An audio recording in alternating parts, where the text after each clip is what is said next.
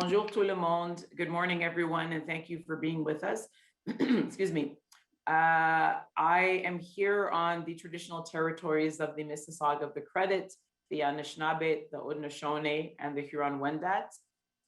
Je vous adresse aujourd'hui des territoires traditionnels des Mississauga, Anishinaabe, Haudenosaunee et Huron-Wendat. Je suis ici avec nos invités pour discuter dans un peu plus de profondeur les résultats, les annonces provenant du sommet sur le climat convoqué par président Biden la semaine passée. Je vais être très honnête, j'étais déjà très honnête dans le média, dans mes entrevues, que le Parti vert est très déçu par notre cible, par le cible qui a été annoncé par le Premier ministre dans le contexte du sommet. C'est clair qu'une cible de entre 40 et 45% n'est pas suffisante.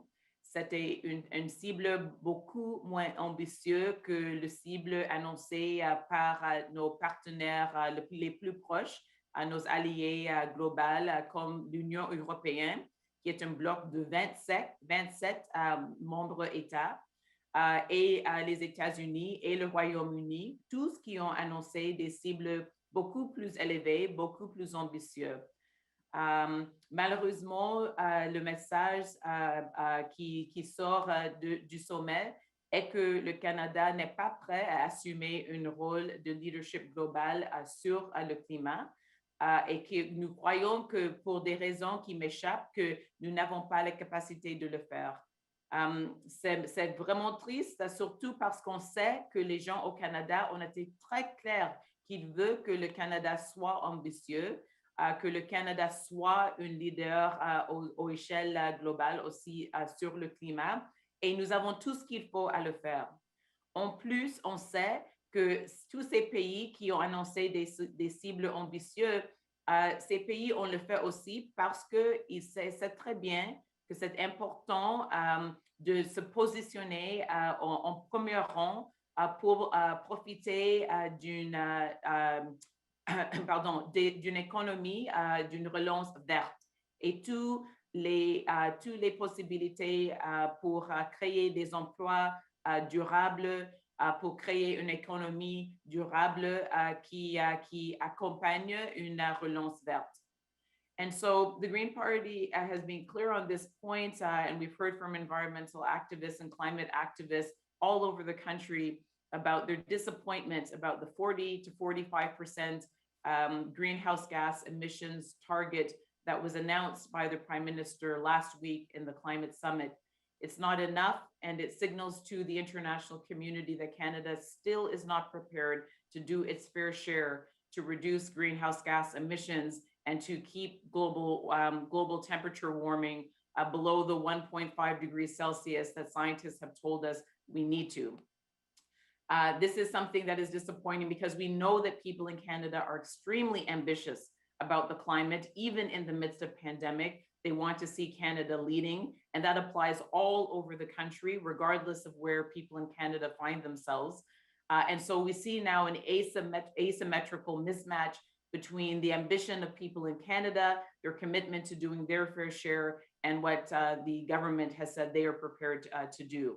So I'm very, very pleased to welcome Mike, Beth, Aliénor, and Kai to our conversation today. I'm going to ask them to introduce themselves and really leave the rest of our time to them to share their thoughts, not only on the announcements, but also on where we are, where we need to get to, and how we're going to get there. And so, Mike, would you like to introduce yourself first? Sure.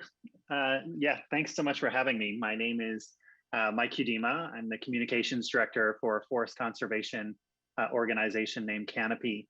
And I'm speaking to you today from unceded Squamish territory just north of Vancouver. I've worked most of my life on trying to address the climate crisis and pushing governments to act on this growing crisis. And in that time, I've seen government after government waste the precious time that we have to act. continuing to play politics for political gain while I've seen communities burn, while I've seen the crisis grow deeper, and while our collective future becomes much more uncertain. And I was very disheartened last week on Earth Day, of all things, in hearing sort of the Liberal government's new climate commitments, which I feel fall dangerously short of what this moment we are all living in calls for. It seems like this government seems to operate on the belief that climate change is something that you can negotiate with, where you can take what the science says is absolutely necessary for survival and what the oil and gas industry wants.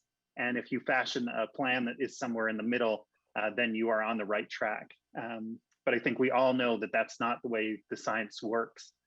And that's very dangerous in this situation, because you can't play politics with science. And I feel like we're learning that every single day with the COVID response. COVID has shown us exactly the way that we need to respond in an emergency. When we listen to the science, when we act on the data, we save lives. And when we let politics and opinion polls guide our responses, it means more people die and the crisis gets worse. And the exact same thing is true for climate change. And we need to start looking at it that way. We need to start looking at it as a plan to save people's lives and doing what we need to do to save more and more people. So we need a plan that meets the science and the scale of the reductions that the science requires, a plan that puts people to work across the country to do it. We need vision and leadership. And I believe we need a Canadian Green New Deal, a recovery plan that is serious and bold and far reaching, a plan that puts people on the planet first, because it's not enough to just declare an emergency. You then need to do what it actually takes to address it. I'm very hopeful in this moment, even though I may not sound like it, but we have countries all around the world that are implementing solutions.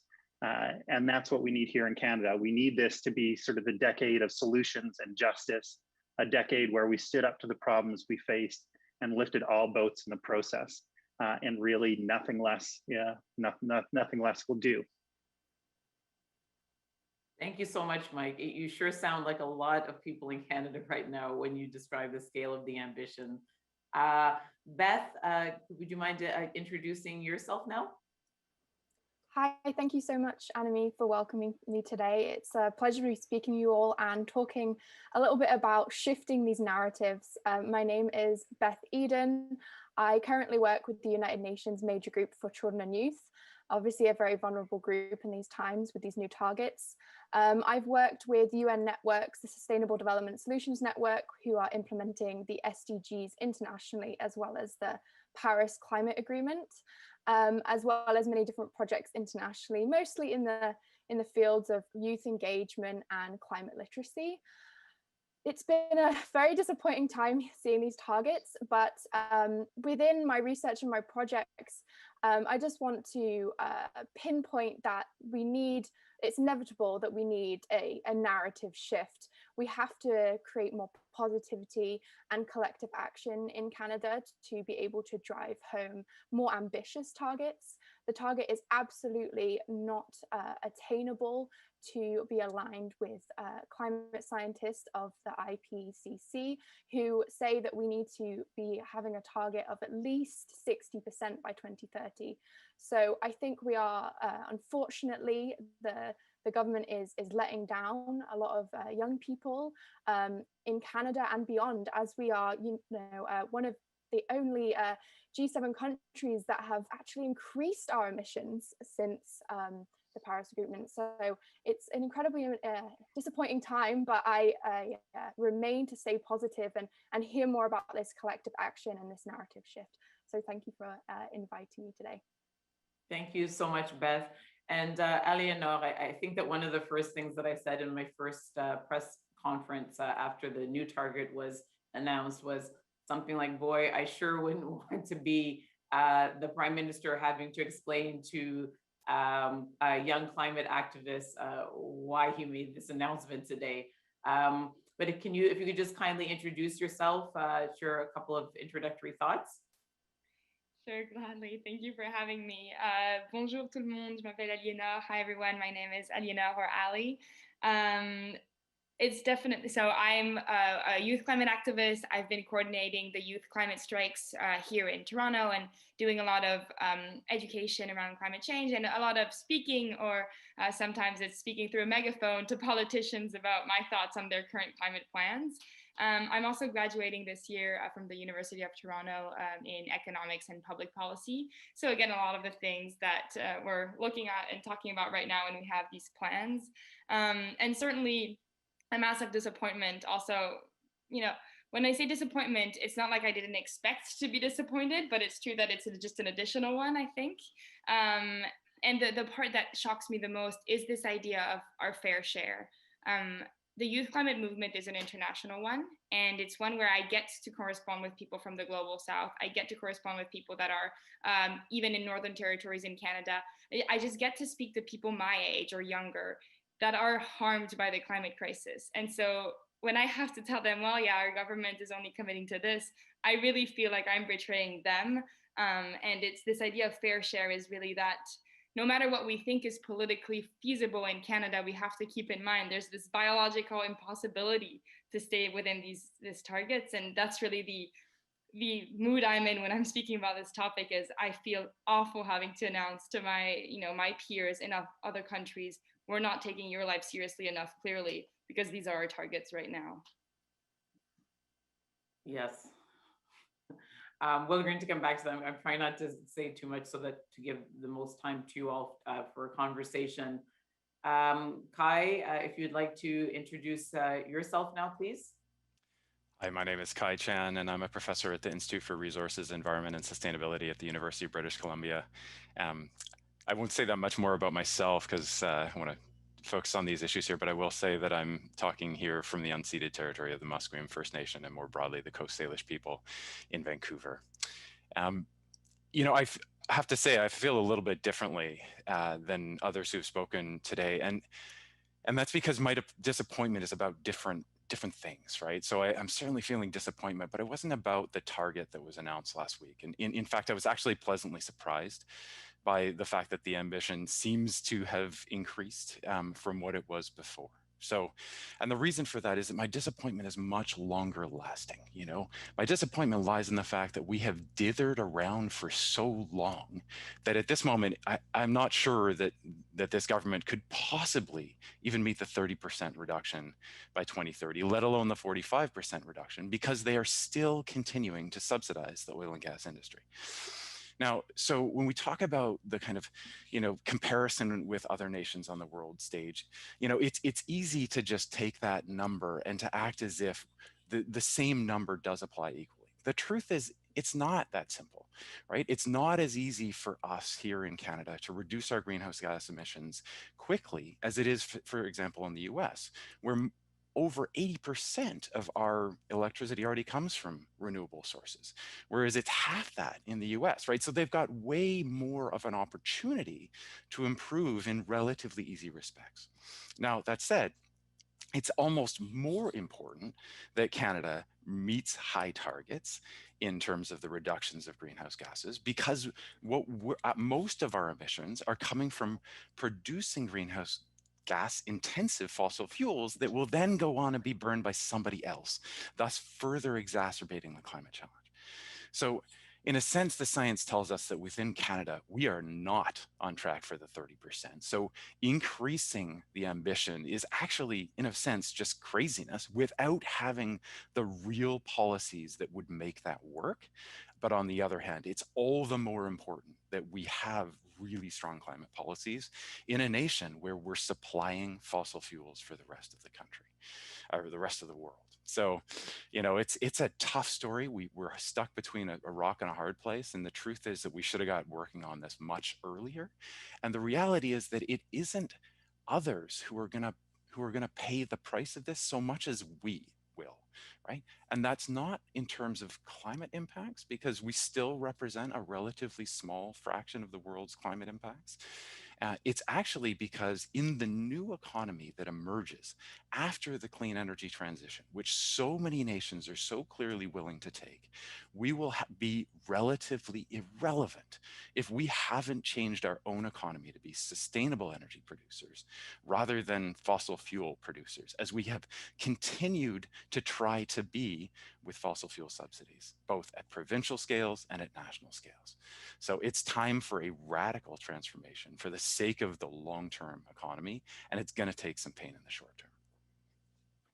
Maybe just, there's always a bit of, thank you so much. There's always a bit of climate 101 that we try to do, because I know that this can feel, you may all agree, like a highly technical subject for people in Canada. I think that people in Canada clearly, not I think, we know that they recognize there's a crisis, they want to do something, but when we get into these details about targets and reduction levels and so forth, it becomes a bit too technical for them. And I think one of the big questions that people are asking now, well, what is the difference between 45 and 60%? Why is that important? I mean, 45 sounds good. It's better than it was before. Why is it that 15 to 20% between what is being proposed and what some of you have already mentioned in terms of the 60%? Why is that so important for Canada to get there? And I'm just going to throw that out at anyone who wants to. It's kind of like Jeopardy. Whoever gets to the buzzer first can answer it first. I'm happy to. Or be polite like Canadians and no one knows first. Okay, I just launched myself in with my English accent. The reason we are focusing on the 60% so heavily is that we have to look at science. Climate change has come around because of science, and we have to have that strong root in our climate plans and targets. So if we don't listen to scientists and we're not moving towards this trajectory of 60% emissions reduction, we can't meet the Paris Agreement, for instance, which is an agreement across 193 countries. So this is a collective action piece internationally, and allowing us to meet under 1.5 degrees global warming. And even this goal is going to create catastrophic climate effects, with wildfires, decrease in wildlife patterns, food insecurity. Even that target is still climate change. So if we put that into perspective, we have to be absolutely doubling up here on what we see as doable. We can't be doing the bare minimum. It's about systemic change, and it's about being able to listen to the science and to really go beyond what we see as doable. And I totally agree with what Dr. Chan was saying there as well.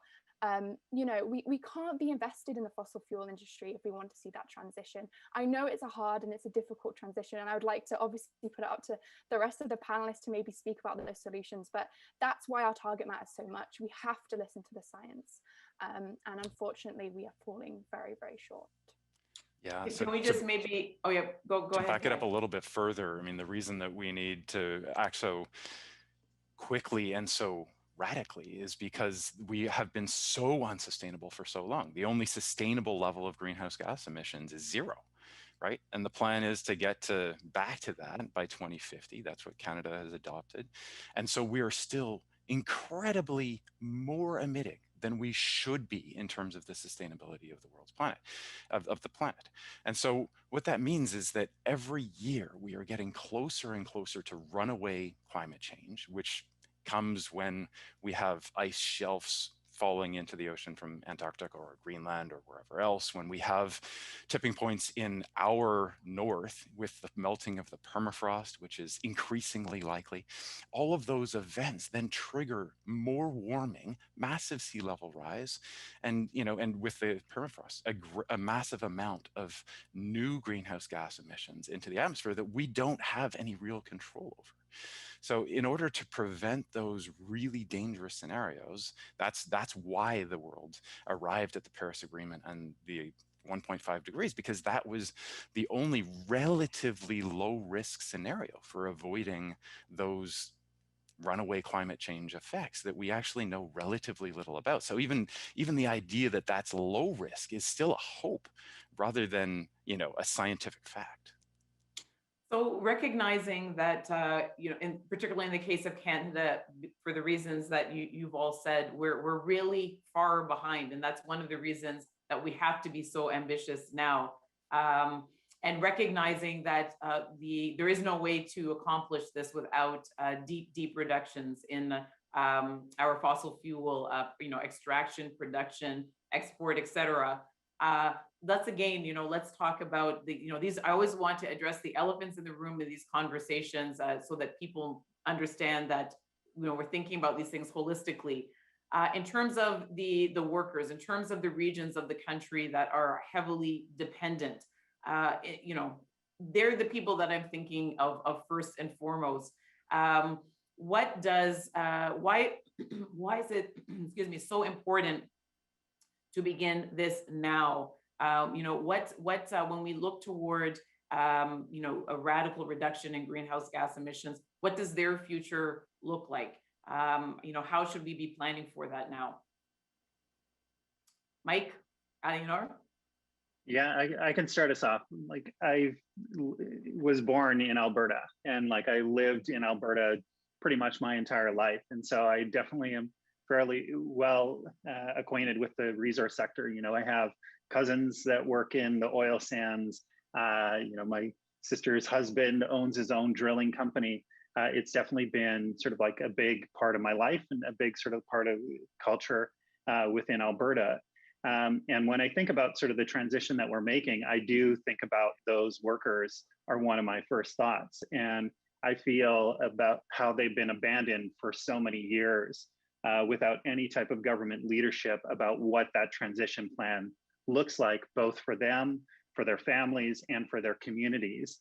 And they have no real idea of like what that looks like, what that feels like, what the new jobs are that they're going to be able to jump into and utilize the skill sets that they've built in the oil industry to build the economy that we need to build. And that's what, you know, we need to be building concurrently, you know, as we act on the climate crisis and as we make these type of reductions, we need to be holding those people that got us, you know, this far. And we need to make sure that they're an integral part of the dialogue, that they're an integral part of the solution, and then they can see the jobs that we are going to be creating as we move forward, because we are talking about creating millions of jobs across this country. And that's the story that we need to be telling, that they can use the exact same skill set they have now, but instead of, you know, building that pipeline, they are building wind turbines in communities across the country. And that's the vision that we need, and that's the government support that those communities and those workers deserve.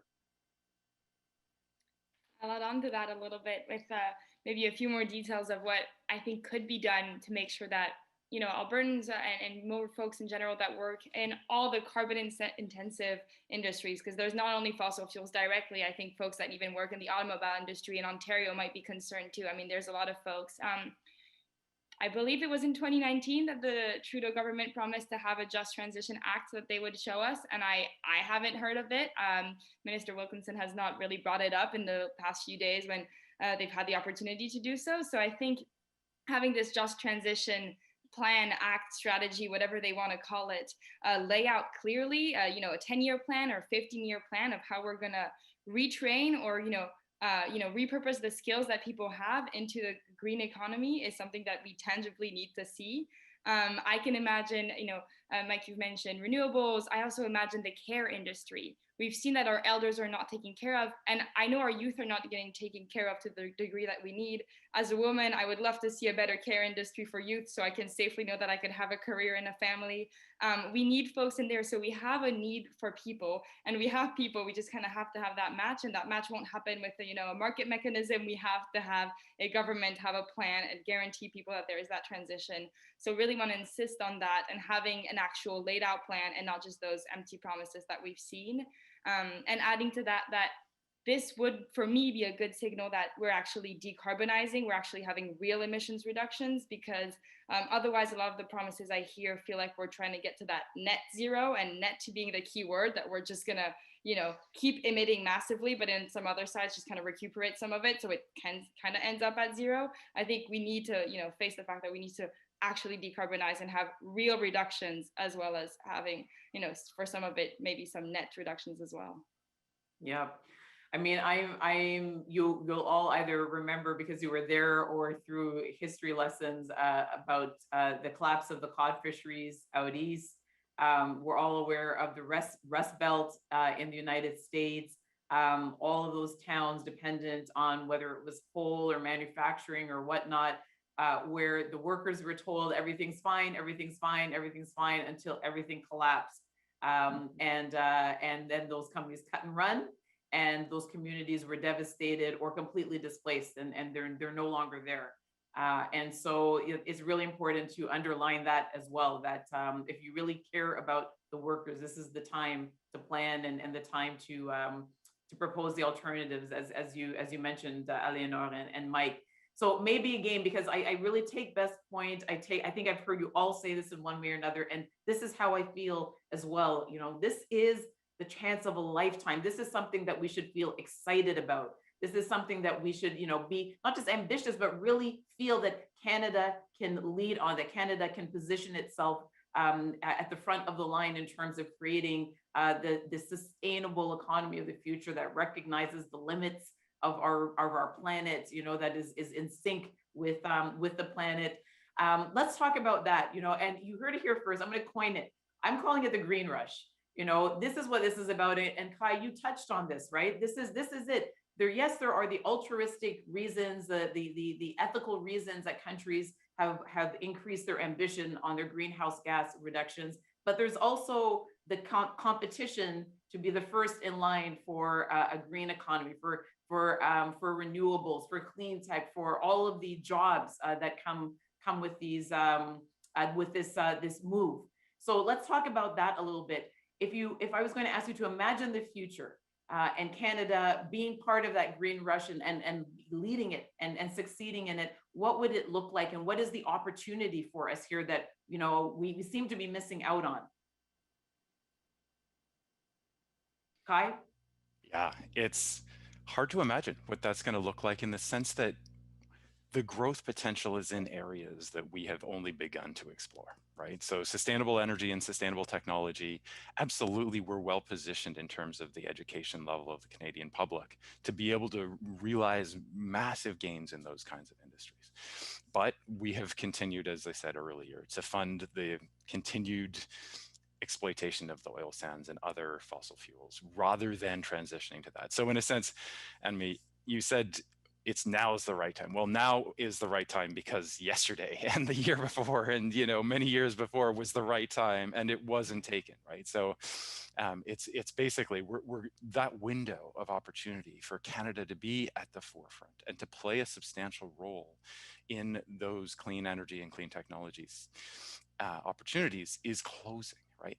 And I have to say, like, we can talk about wind farm people moving from the oil sector into, say, wind farms or into the care industry, but we have to remember that those are not substitutable, in the sense that oil and gas industry is an export economy, right? And at the moment, there's no real capacity for wind farms to be playing into that, except with our southern neighbors, who are going to quite quickly themselves become energy independent, right? So the future of the Canadian economy does require that we have something exportable that Canadians are doing. And hopefully it's not just more primary natural resources, but actually technology. And we're equipped for that. We haven't been envisioning ourselves that maybe it's the images of the lumberjacks, et cetera, right? But we need to get way beyond that and really grow these Canadian clean energy entrepreneurs, the clean technology entrepreneurs.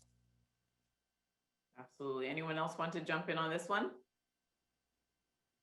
I might jump in quickly, not really to provide more of a vision, because I think I did that very well, but to provide some caution around how we're going to get to this clean technology and innovation, because it is a conversation that scares me, even amongst environmentalists and climate activists, is I really want us to have an economy in which the governance system has improved, and so that we never have again the extractive industry that destroys communities or ecosystems, and especially indigenous communities, communities of color in general.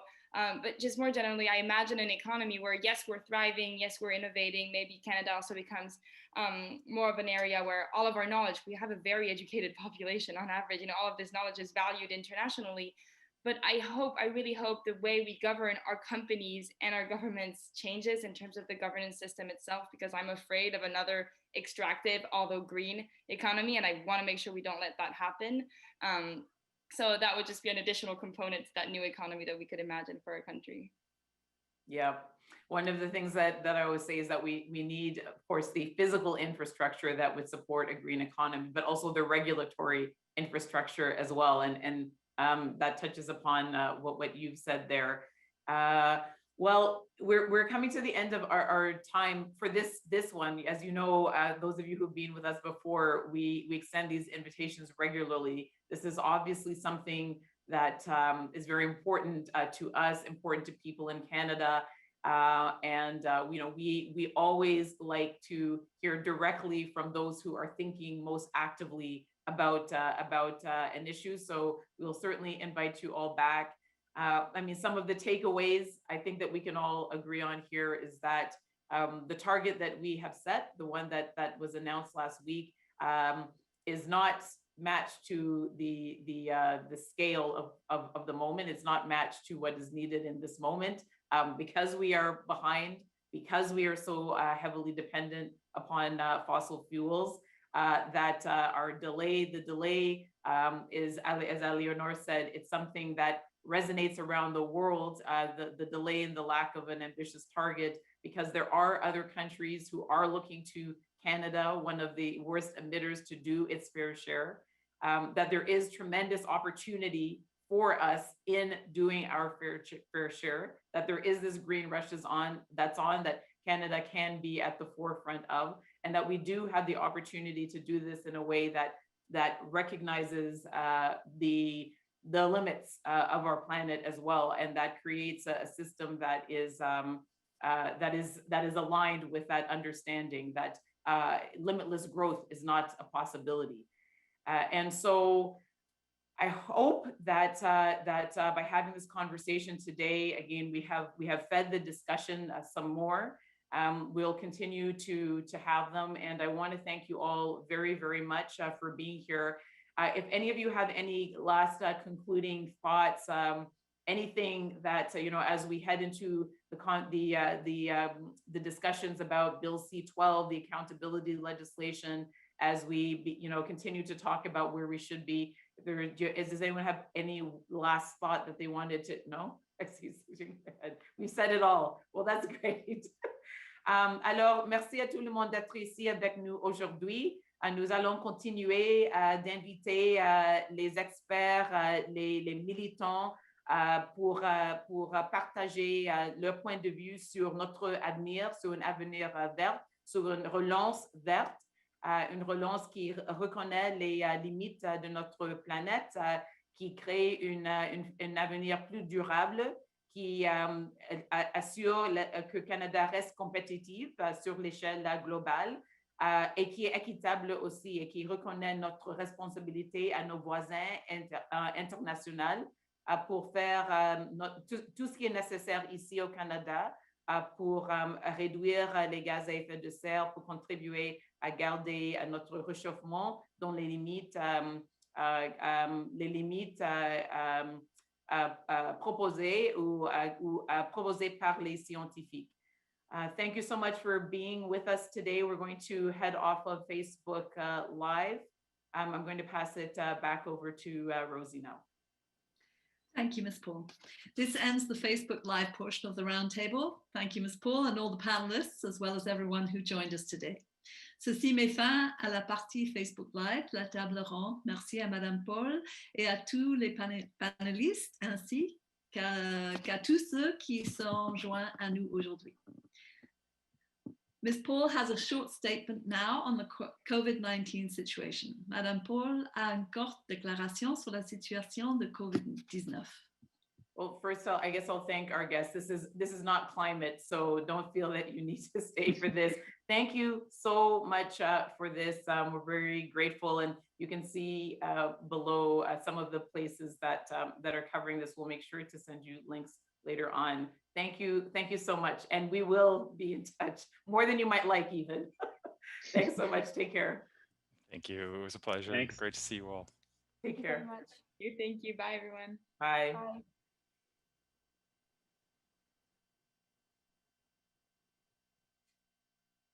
Yes, so with respect to yesterday, the Green Party of Canada wants to underline yet again how incredibly important it is for us to keep the faith with people in Canada until the very end of this pandemic. And keeping the faith with people in Canada means constantly being vigilant, constantly reviewing our response, the benefits that we are providing, the changing nature of the economy, the people who are being put at risk, to ensure that everyone is protected to the greatest degree possible until this pandemic is behind us. We see that there are still holes in our pandemic response that are putting people at real risk in real time. And we had highlighted these things prior to the budget. I had highlighted a number of these themes during my conversation with the Prime Minister. It was disappointing to see them not included in the budget. It is one of the reasons that the Green Party could not support the budget. And we are hoping that we can come together across party lines to ensure that everyone in Canada is protected to the best of our ability. Specifically, we know that thousands and thousands of people across the country, low-income workers across the country, have been falling further and further into arrears on their rent, either because they have lost their jobs altogether or because their hours have been reduced, their income has been reduced, and the benefits that exist have not been enough to make up the difference, particularly in expensive markets like Toronto, like Vancouver. And we see that we are on the brink of a potential massive wave of evictions across the country once the moratoriums on evictions are lifted. And so we are calling for a rental assistance support benefit to assist those low-income renters, many of whom, again, do the essential work that has gotten us through this pandemic. This is something that would be akin to the commercial tenant support benefit. It is something that the Government of Canada can do for exactly the same reasons. This is something that if we're able to do it for commercial tenants, where that is a provincial matter, we certainly can do this as well.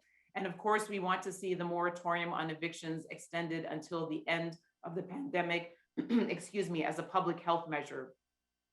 We also point out that the summer begins in 3 or 4 days for post-secondary students. Their academic year, for most of them, will be wrapping up. We are in lockdown in many parts of this country. The jobs are not there. Given that the jobs are not there, there is simply no rationale for why we would not return to the Canada Emergency Student Benefit that students received last summer. It was a benefit that was offered in recognition that the jobs that students rely on are not there, were not going to be there, and that is the case again. We do not anticipate, and our medical officials, our health officials do not anticipate a return to any kind of normality, certainly not in the first half of this summer. And so students have a need in real time. That need should be met. Their benefit should be reinstated as of May 1st. And finally, we have asked during the life of this session of Parliament for the decriminalization of illicit drugs and the creation of a national safe supply program to ensure that toxic drugs are not the only option for drug users in this country, and to end the opioid-related toxic poisoning deaths that are plaguing our country and killing people in Canada unnecessarily every day. We know that the pandemic has led to a tremendous spike in opioid-related deaths across the country. In some cases, a doubling of deaths across the country in places like British Columbia and Ontario and Alberta. We know that in BC, they have asked for the government to provide an exemption from the provisions of the Control of Controlled Substances Act in order to ensure that not to ensure, but to give people a fighting chance in preventing the deaths. So we support that. We believe that that can be done within this session of Parliament. It is directly tied to COVID, and we need action on that now. Alors, nous appelons pour la décriminalisation et un approvisionnement pour les consommateurs des drogues pour éviter les empoisonnements causés par des drogues toxiques. On sait que c'est directement lié au COVID, aux fermetures de nos frontières, à l'utilisation isolée. C'est quelque chose qu'on peut faire pendant cette session de Parlement. Nous avons eu une année record de morts liées à l'empoisonnement toxique. Nous avons tout ce qu'il faut pour changer ça et c'est quelque chose qui devrait faire partie de notre réponse à la pandémie. Les étudiants, ils ont besoin d'un retour de leurs prestations d'urgence pour l'été de 2021. L'été a déjà commencé pour beaucoup d'étudiants et on sait très bien que les emplois ne sont pas là, que notre économie reste encore en fermeture et les étudiants ont besoin de l'aide immédiatement et le retour de cette prestation. Et finalement, on sait aussi que les travailleurs qui font les travaux essentiels, mais de faibles revenus, qu'ils tombent de plus en plus en arrière dans le paiement de leur location pour le logement. Toutes les associations partout au pays font un appel pour une prestation pour les locataires de faibles revenus pour remplacer le revenu qui n'est pas là et qui leur force dans une situation précaire. Alors, il faut avoir une prestation pour aider ces locataires en temps réel et aussi un continuement de suspension des évictions jusqu'à la fin de la pandémie. Ce sont des choses qui devront faire partie immédiatement de notre réponse à la pandémie. Ce sont des choses qui ne sont pas partisanes et si on veut vraiment respecter notre promesse d'être là pour tous les gens au Canada, jusqu'au fin de la pandémie, on doit avoir l'action immédiate sur ces thèmes. Il n'était pas dans le budget, mais il devrait l'être. Et le Parti vert va continuer à faire l'appel jusqu'on voit action sur ces thèmes. Merci beaucoup.